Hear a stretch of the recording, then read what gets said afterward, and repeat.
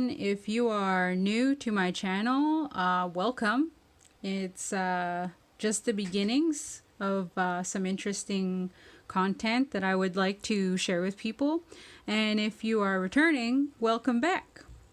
This video is going to be a tutorial on how I start my peyote stitching ropes. And it's the same way that I start for keychains, necklaces, and medallions, because I like to do peyote stitch on my medallions. And this is just one way that I do my peyote stitching on. There are many other ways that I use this stitch, and it is literally one of my favorite ways to do beading, and I'm very excited to share my passion and what I've learned so far. So this video comes highly recommended, considering the success from my first video. I'm very humbled and grateful that people are very interested in how I do my work, and I'm quite pleased to share. So let's start off with what you are going to need. So for this, you're going to need paracord, and you could pretty much find this at Michael's. That's where I found my paracord, or you might find it at a Hobby Lobby if you're in the States. And it is great for the keychains that I make, because I don't make them too thick. Some people do. It depends on your preference on how many beads around you want to use. I just want to say that the more beads around that you use, the longer it's going to take you to bead the rope or the necklace, whatever you decide to make. So this is an example of what I am working on. This one is a wristlet keychain, and I am going to be using this to kind of guide how I'm going to start my design for this. This is a different way for me and how I start my design work. I've pretty much been using a standard plain one color background to start my ropes and whatnot, because it's just been a little bit easier. But because I'm dabbling into more detailed work, like I really love to do, so but we will go step by step for this. And so you're going to need the paracord. I like to use quilting thread. It's I double up on it, and I like to use it because I can wax it. And this is the wax that you'll be using to coat the thread. And the needle that I like to use is a size 10, because I'm working with mainly size 11 beads. You can work with size 10, you can work with size 15, but you would have to change the size of your needle depending on the size of beads that you use. So for size 11 beads, which are the usual standard that I like to use, I will be using the size 10 needle. You're also going to need a lighter for your paracord. Another option for thread, which is also really good, but you're getting a little bit more expensive, well, for here in Canada anyway. This kind of ran me, I think, almost $20 just for this spool alone. And if you are going to use fishing line, I highly recommend that the lighter the poundage, the better. And for this one, you do not need to double up on the threading for your needle. You would only need to use the one strand. I don't know how to explain it. Anyway, so I'm going to go ahead and I'm going to thread up my needle for you. I'm going to do that off camera, and I will be back. So for the threading of the quilting thread, you want to go 3 wingspans. You can go shorter, but it just means that you will be finishing shorter and having to tie a knot and then having to start all over again, and then you'll continue on. A lot of people like to go shorter because their thread gets tangled up all the time. And yes, that does happen for me sometimes, but I've been doing this for so long that I have a lot of patience for the knots, and I will take the time to unknot my thread rather than cut it off and start all over again. It's just like, I don't know, it kind of goes hand in hand with, being wasteful and just, trying to be mindful of my supplies and, use up every little bit that I can, because this stuff does cost money. It does cost me to drive to the store. So, anyways, I do 3 wingspans wide, of like 3 wingspans length of this thread, and then I double it up. So I basically split it in half to thread on my needle. So I will come back when I am done all of that. All right, I am back. So I have put the thread on my needle and I've split it in half. So there was one thing that I remembered from like years ago, and I've had a few people ask me how I wax my thread. So the best way that I do it is I take my thread in my fingers like so, and then I hold it onto the wax like this, and I push down with my thumb. I hang on to it tightly with this until it gets placed into the wax, and basically you just start pulling it through downwards as best as possible. And you just don't be shy about it. Like, just make sure that you get it in the wax like so, somehow, any way, just make sure that it's in there, and you just start pulling it through. And I do this a few times. It's just because I'm OCD with this, and I like to make sure that my thread is coated nice for when I'm going bead by bead, because you're going to lose a little bit of wax every time you thread through. Whether you're starting your rope and beading through the beads, you're going to get the coat of wax coming through, so you're going to lose a bit of it. This is probably one of my best tips for you if you decide to use quilting thread, is that you do want to have wax for coating your thread, because this will help prevent the knotting as best as possible. I mean, you're not going to get 100% knotting. I don't know how else to put it, but it will definitely be helpful in not knotting up, not getting tangled up. So I did it once. This is the second time that I'm going to be coating it, right? And yes, I know that it can be very time consuming depending on how long you've put your thread. I kind of come down a bit with the 3 wingspans. Normally I would do 4 or 5 wingspans, but it also depends on the length of work that I'm doing. So because I'm doing a wristlet keychain, the thread doesn't need to be as long. And I see stuff like this when I'm putting it through the wax. And I just lost my flash because it says that my phone is too hot. Oh my god. Anyways, I still have quite a bit of light here, and this is almost ready to go. So now we're just going to take it. I'm just going to move my lamp here because it'll definitely help with the light. And I'm going to knot her up.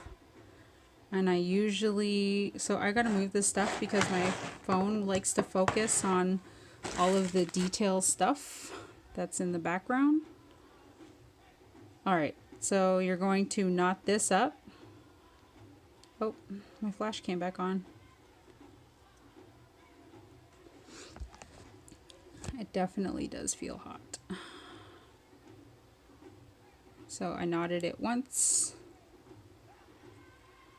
I'll knot it twice, and then I will knot it thrice.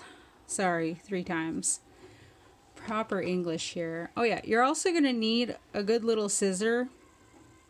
So I just picked this up at Fabricland. And I guess I should kind of explain where I got everything else. So this thread I picked up at Walmart.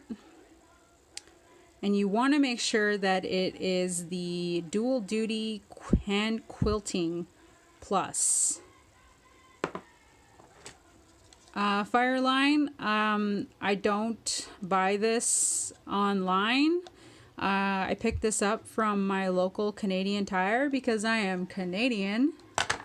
My needles, I believe I ordered these online, and you can order them from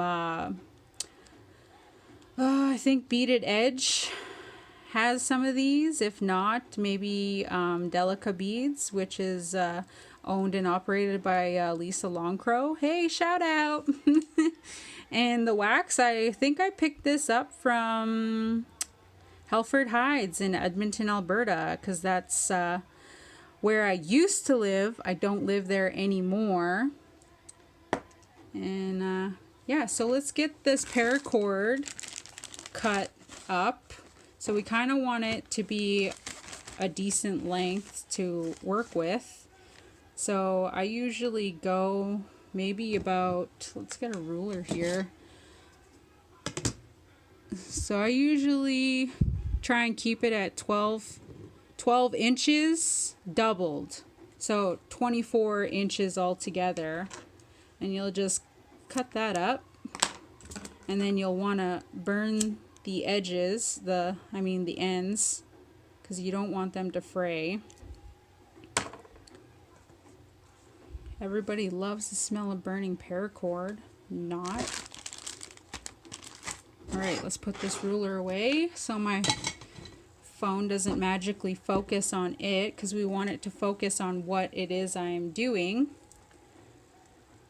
So where I like to start is the middle. I like to get her started right here. And all I do is I put my needle through. Wow. So after technical difficulties here, I just turned off my flash so that my phone doesn't get too hot. It's still going to get hot because I'm recording. Anyway, so I just put it through once. And what I want to do is I want to put it through again with the same place that I did. So it's almost like it's going through around half of it. You don't really need to worry about it going round and round on the rope. The rope is good, the thread's good, it's going to be all good. So for this part, we're going to be starting off with a 9 count odd bead, because this is going to be an odd count tubular peyote stitch.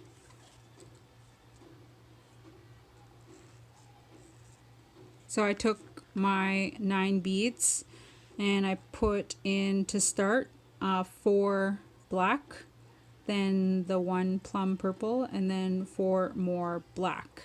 So you're going to take this all the way around to the other side, to the other bead, and you're basically going to come around. So almost like it's a continuous circle, right?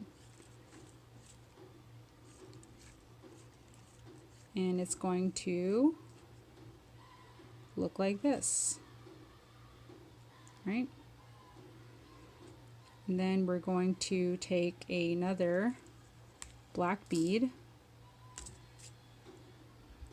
and you're basically going to go in, I wish it would focus, you're basically going to go in to this bead right here, like so. So you came out of this bead, now you're going to go into the second bead over, so it's like hopping a bead kind of deal. And this bead is going to line up right next to that bead that you're hopping over. Alright. You're going to cinch that so that it's tight. You want a strong start.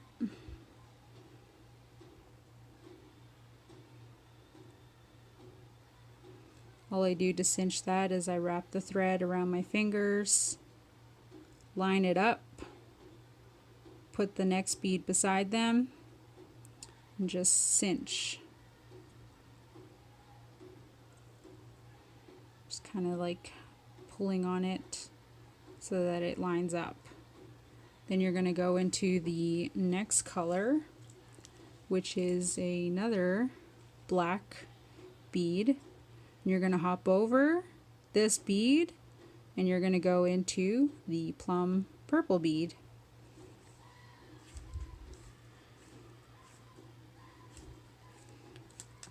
We're going to do this for a while.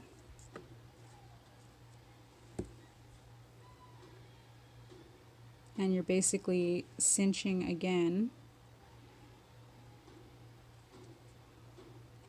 right? And pretty soon it'll be a little bit loose in the beginning. You know, it's just kind of starting out. The beads need to form together in order to stay together. And you're going to go again with a black bead. And you're going to hop over one bead and go into the next bead. And see what I mean about knotting up. Usually just try and relax and stretch her out and continue pulling through.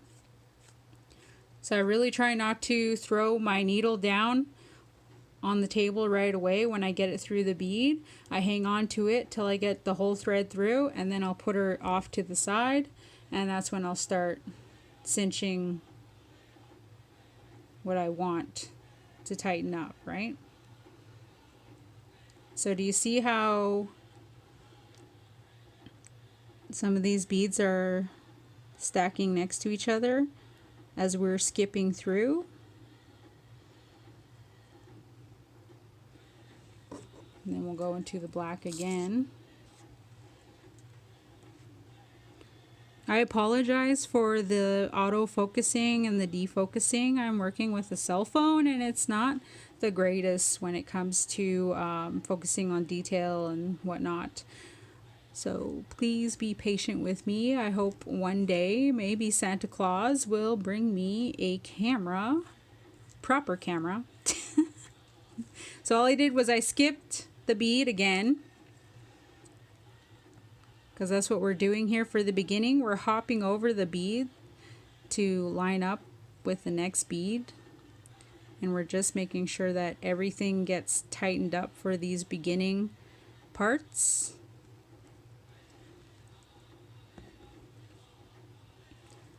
And then you're going to go into a black bead again. So we've basically come full circle and we are back to where we started. I've been working with this design for a while. So basically all I'm doing is like it's every 4 beads I will expand to the next row for 4 beads. You'll see as we go along on this one. I'm going to try and do my best to give you the best step-by-step for this design that I'm working on right now. And I really like this design because it kind of helps the colors blend out and stick out, pop out. You know, you want your beadwork to be popping as much as possible. And you do whatever color that you decide you want to do, right? So I've come back to the plum purple and I want to do another purple next to that one. And then we're just going to keep going with the black again because we're not expanding this purple quite yet.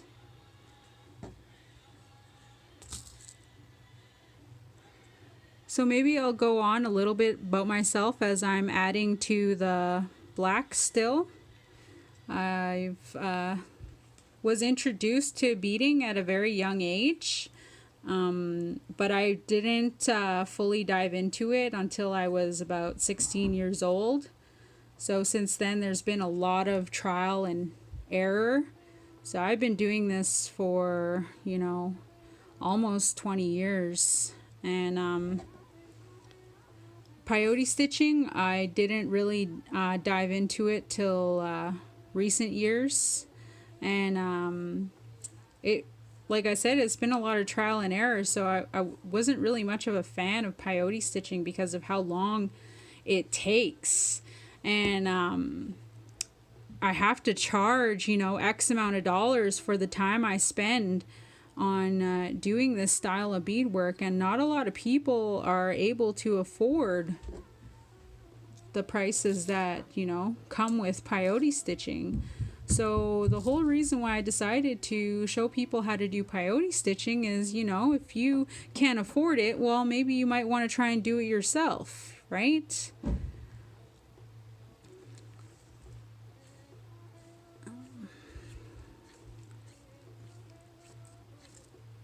So for this design, like I said, I want to do 4 purple beads before I expand to the next color, right? Because, so this is what it's going to look like. This is a different color combinations, but as you can see, I've taken the 4 beads of black, and then I've gone to the purple, but the black has expanded out to beside the purple, and then so on and so forth, right? As you change colors. So here is a side view of it, if it will focus for me. As you can see, the 4 blacks, then they change to purple, then they change to a lighter purple and white, and that's just how the design will go. So a little recap again, we started out with an odd count, and you can go to any size depending on the thickness of your paracord, but you still want to stay at that odd count number. And whatever design that you're going to do for a middle, you want to make sure you have the, you know, 4 beads, then the 1 in the middle, and then the 4 beads, and then you want to connect full circle to go around, right? So for this next row, this is the middle of my keychain, right? Just like how this is the middle of the keychain right here. That's where I started on this keychain, and that's where we're going to start on this keychain. So we're going to go into the next bead, and we're going to do the purple.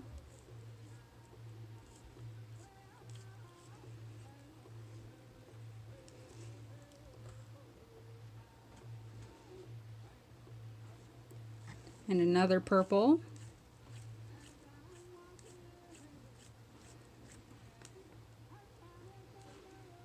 And then we're going to do a black. Basically all you're doing is just following the gaps, right? You're going to fill the gaps between each bead. Or fill the gaps between every second bead, I should say. So all I request is that people be a little bit patient with my videos. I'm doing my best. I've never actually really taught anyone except for my daughter how to do some beadwork, and I've never given a step-by-step tutorial. You know, I've given advice here and there, you know, where I get stuff and whatnot, but this is basically my first run at doing video tutorials on how to do what I love to do. And another thing all that I ask, besides, you know, the usual liking, commenting, sharing, showing some love, right? You know, I'm not that nagging cousin that's asking you for money or to ask you to watch my kids. I just want playtime on my videos. That's all I really want. And I'd also like to share that, you know, I've started a new life change, and I like to be very helpful and considerate to others. So that's another thing that I would like to ask of my viewers and my subscribers. You know, show a little patience, not just with your beadwork, but show it with your loved ones, your family, the people that you interact with on a regular basis. We all have you know, one life to live, right? Many days to live, and one time that we, you know, we pass on to greener pastures. So you want to make the best of every situation, no matter what. So we've reached where we're going to place another color. So for this, I'm going to go into my light pink color. I'm blending quite a few different colors around here for this keychain, as per requested from my giveaway winner. I did have a giveaway on my Facebook page, and I am doing a giveaway still. It's called the Every 500 Like giveaway on my Facebook page, which is Beauty and Beadwork by Melissa. I will post the link on this video. And yeah, we're at 600, I believe, or near 600 likes on that page. And once we hit 1,000, I will be doing another free giveaway. And I will be doing that for as long as I can. As long as it's feasibly possible.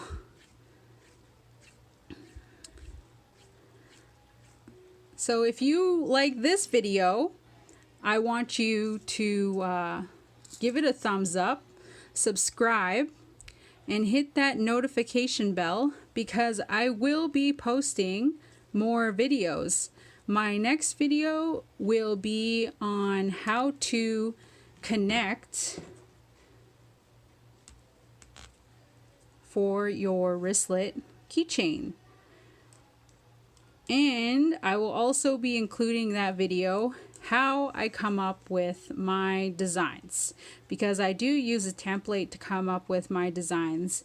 I am quite old-fashioned, so I do not use a template on my computer. I use a good old-fashioned paper and pencil. So if you like this video, you'll definitely like the next video, because I'm going more in depth. And like I said, this is going to be a wristlet keychain like this one. And this is for the giveaway winner from my Facebook page. Again, I hope you enjoy and have a good evening. Have patience not only for your beadwork, but for the people around you. See you later.